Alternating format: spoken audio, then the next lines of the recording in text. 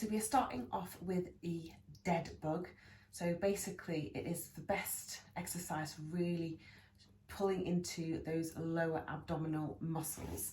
So we start off, our legs bent like a 90-degree angle and arms up in the air, making sure your back is flat against the floor and you're really pulling that stomach in, so really pulling in that belly button as far back as you can, and you are lowering your alternating leg with your alternating hand.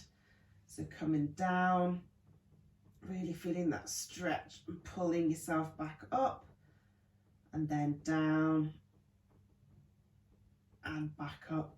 Now it's up to you whether you do a couple one side and then changing sides, but really taking your time nice and slow and really lowering those limbs all the way down and coming back up. So the next exercise is heel slides, so really working the pelvic and also your hip flexors around here.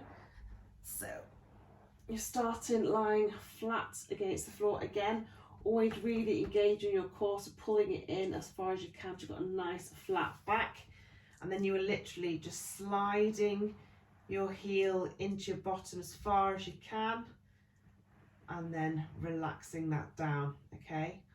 And then again pulling it in as far as your heel will go, making sure your heel is flat on the floor, and down again, okay? Changing sides, pulling that heel in and relaxing. You feel it all around your hip flexors here, and relaxing down again, in and down. So we are now on to bridges. Now these really help with, again, your pelvic floor and also your buttocks, so it's a good one.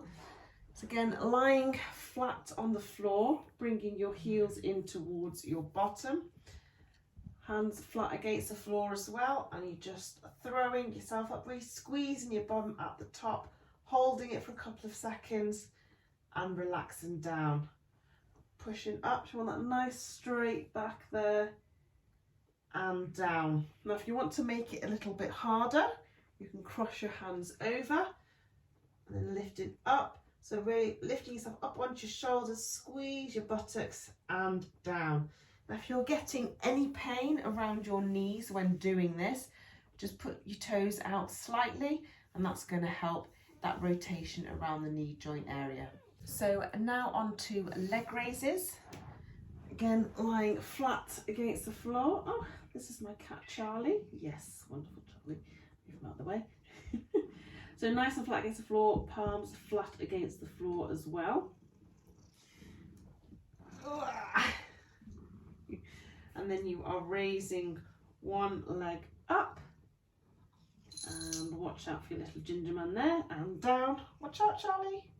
Let's just focus on this leg. And one leg up. And down, okay? So really keeping those shoulders flat against the floor. Up and down. You want a really nice straight line. Again, always engaging your core to make sure your back is flat against the floor. Up and down. Up and down.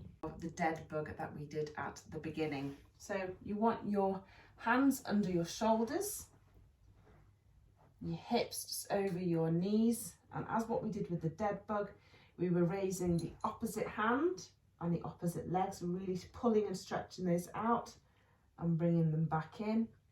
So resetting, again really pulling in that core as you're doing this and pulling back in, and then swapping over. Nice big stretch out and back, a nice straight back line there, stretching right out and resetting there. So these are my main recommendations for the exercises to help with your pelvic floor. Now you can do them as a timed exercise. So for example, especially with this last one, you do maybe 20 to 30 seconds of one leg and arm, and then alternating onto the other side as well. You can do them all timed like that. So recommendation of 20 to 30 seconds, repeating them a couple of times, or if you're preferring to count the amount of times that you're doing each exercise, You can do 10 to 12 reps on each, and again repeating those 3 times as well. So I hope that helps. Any questions, please do feel free to get in touch.